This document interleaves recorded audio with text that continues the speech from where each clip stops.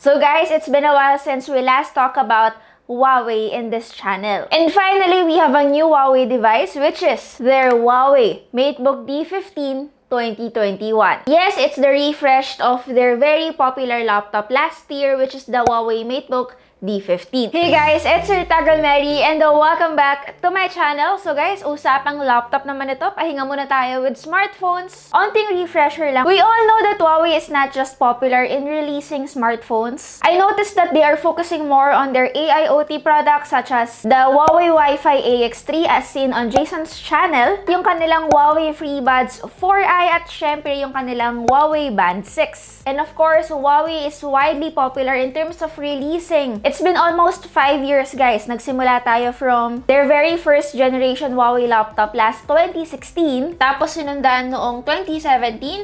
At dito natin unang nakita yung kanilang first fingerprint power button. Tinatawag nila itong ultra slim laptop pa nga. Pagkatapos, sinundan noong 2018 na kung saan meron na tayong mga full view displays. Tapos noong 2019, dito nagsimula naman yung kanilang multi-screen collaboration. And of course, last year, 2020 lang, dito naman nila inilabas yung kanilang first infinite full view display. For this year, 2021 guys, tatlo yung kanilang nilabas na bagong laptop. Meron tayong bagong Matebook D15 11th generation. Again, ito yung pag-uusapan natin mamaya. Meron din tayong Matebook 14 11th generation as well. And of course, for their flagship, meron tayong Matebook X Pro 11th generation. And when it comes to laptop brands, hindi lang din po smartphones, isa rin naman talaga ang Huawei sa marirecommend ko in terms of value for money, lalo na kung usapang aesthetics, innovation, and of course, intelligence. Marami rin silang choices in terms of different prices. Depende sa klase ng budget at need na kailangan nyo. Meron din naman silang Matebook D series. Ito yung medyo perfect for mainstream users. Meron din silang Matebook series. And of course, for the flagship, meron nga silang Matebook X series. Let's talk about yung kanilang bagong Huawei Matebook Family. Unahin natin yung pinaka-flagship nila, which is the Huawei Matebook X Pro. I have yet to actually see or,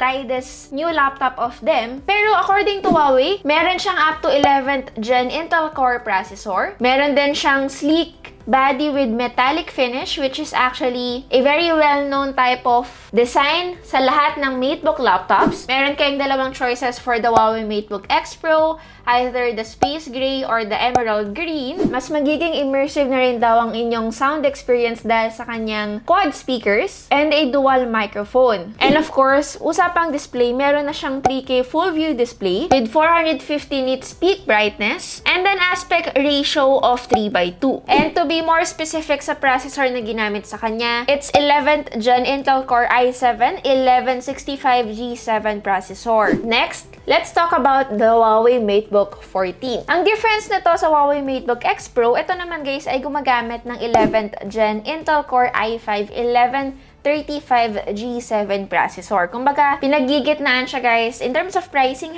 ng Huawei Matebook X Pro 2021 at ng Huawei Matebook D15. It also has a dual Huawei shark fin fans for effective cooling and still has a sleek body and metallic finish, and it only weighs 1.49 kilograms. And for a laptop, guys, magaang yon. Now, for the Huawei Matebook D series, dalawa yung kanilang na-launch. Meron tayong choice between having the Matebook D14 or the Huawei Matebook D15. Actually, they have almost the same specs. Magkaiba lang talaga sila ng display size. Depende on how you usually use your laptop. Of course, if you need a bigger display, go for the Huawei Matebook D15. But if you want something more portable and medyo mas madaling dalhin outdoor, especially kung ang trabaho nyo ay hindi work from home. Ang difference din nila, in terms of weight, yung D14, it weighs 1.38 kilograms, while ang Huawei Matebook D15 naman, it weighs 1.56 kilograms. Siyempre, mas manipis rin yung D14 at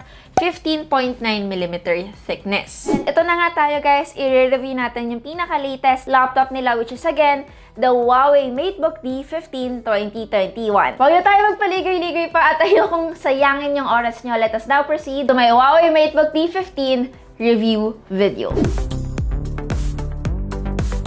In terms terms of design of the new Huawei Matebook D15 2021, actually, no, it's still familiar, it's still the same from last year's Matebook D15. Malinis pa rin siyang tignan, sleek and modern looking. Kung maalala nyo last year, isang kulay lang yung available, which is the space gray, and now meron na tayong mystic silver, which is for me a much better looking color. Bakit? Medyo kakulay at kahawig niya kasi guys, tignan yung mga MacBook Pro na laptops ngayon, which is actually not bad. I know they have their own design language, but it's good that they have a design alternative in case lang syempre na hindi nila afford yung mga MacBook Pro laptops. Ang size niya ay obviously from the name itself, 15-inch, and to be specific, it's 15.6-inch laptop. Ngayon, hindi ito yung pinaka-komportable, pinaka-magaang, at pinaka-compact na laptop na pwede nyong mabili sa market ngayon. Because obviously, a 15-inch laptop is a kind of laptop that is something na mas okay gamitin sa mga lamesa or sa mga desk natin, or basically to people who stays put in one place at mas madalas nag-work for 8 hours. In terms naman doon sa kanyang bigat, it weighs 1.56 kilograms to be exact, and 16.9 mm thick. Or should I say 16.9mm thin. Kahit papano, for a 15-inch laptop, may kanipisan siya. In terms of its ports, actually, ang Huawei medyo generous sila when it comes to giving multiple ports. Unlike other laptops, meron tayong dalawang USB 2.0 port sa kanan at isang 3.5mm audio jack. Sa kaliwa naman, meron tayong isang USB Type-C, meron tayong isang USB 3.2, at isang full-size HDMI port. And by the way, yung USB Type-C port niya, hindi lang siya power in, power out din siya kapag nakapatay yung laptop, pwede kayong mag-charge, and it can work as a power bank. Wala siyang dedicated SD card slot, so kailangan yung gumamit ng dongle sa kanya. In terms of its keyboard, hindi po siya yung 100% layout. Wala tayong numpad, as with most 15-inch laptops din naman. In terms of my typing experience naman, medyo may gap between the keys at mas malapad siya kaysa sa mga nakasanayan ko. There's a slight learning curve lang, pero hindi naman siya big deal. And of course, sa kanan niya, meron tayong power button that doubles as a fingerprint sensor, so mas mabilis nating ma-unlock yung Huawei Matebook D15 2021. So, hindi masasacrifice yung time and security natin. Para sa kanyang body, it's made of aluminum alloy. And surprisingly, wala naman ako naramdaman na flex sa kanya, lalo na sa may bandang keyboard. So, kahit medyo may kalakihan yung laptop, hindi natin kailangan mag-alala whenever we need to travel with this one. Para sa kanyang touchpad, guys, actually, gusto ko siya kasi malapad, enough yung space para makagalaw yung kamay ko. And kahit na made of plastic lang siya, okay naman yung experience ko sa touchpad.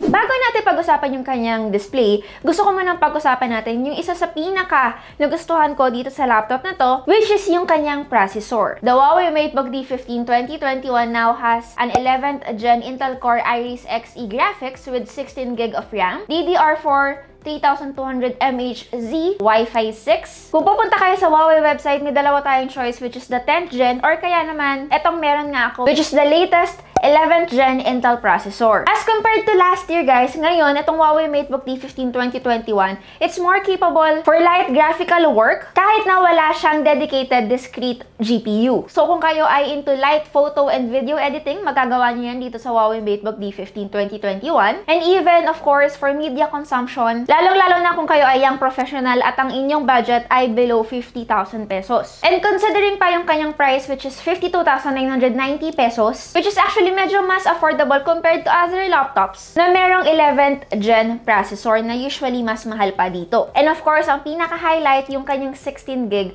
of RAM. Usually, ang mga laptop na nasa ganitong price point, 8GB of RAM lang ang meron. So, if you're someone na very specific when it comes to multitasking, talagang maaasahan mo yung bagong Huawei Matebook D15. And speaking of media consumption naman, guys, actually ma-enjoy nyo rin naman siya dahil nga doon sa kanyang 15.6-inch IPS full view screen na merong 87% screen to body ratio. Ngayon, alam naman natin, hindi lang itong laptop na to, but other Huawei Matebook laptops, very famous talaga sila in terms of having a recessed camera na located sa keyboard, making the display have more screen real estate. Mas enjoyable manood, walang sagabal, at syempre, makakatulong in terms of your privacy. Yun nga lang, hindi ganon kalinaw or sobrang linaw nung camera na meron tayo dito. Hindi rin naman siya nag-upgrade from last year. It's still 1 megapixel. And hindi rin naman ganun ka-flattering yung angle. So kung medyo importante yun sa inyo, pwede naman tayong bumili ng external webcam. And just like any other Huawei laptops, mapa-flagship man, katulad ng kanilang Huawei Matebook X. Or kaya naman yung bago nilang Huawei Matebook 14 2021. Yes guys, meron na rin sila. Sabay-sabay actually yung lumabas. And of course, yung kanilang Huawei Matebook D series. At ito nga, yung isa sa mga bago doon, the Huawei Matebook D15 2021 na capable of multi-screen collaboration. So kung ikaw ay nasa Huawei ecosystem na, ma-appreciate nyo itong feature ng laptop na to. So kung kayo ay naka-Huawei smartphone na, ito-turn on nyo lang naman yung kanyang NFC and then syempre itatap nyo yung inyong smartphone dito sa laptop kung saan nakalagay yung kanyang Huawei Share sticker. So follow nyo lang yung on-screen instructions and automatic magkakaroon na kayo kaagad ng seamless multi-screen collaboration. You can transfer your files,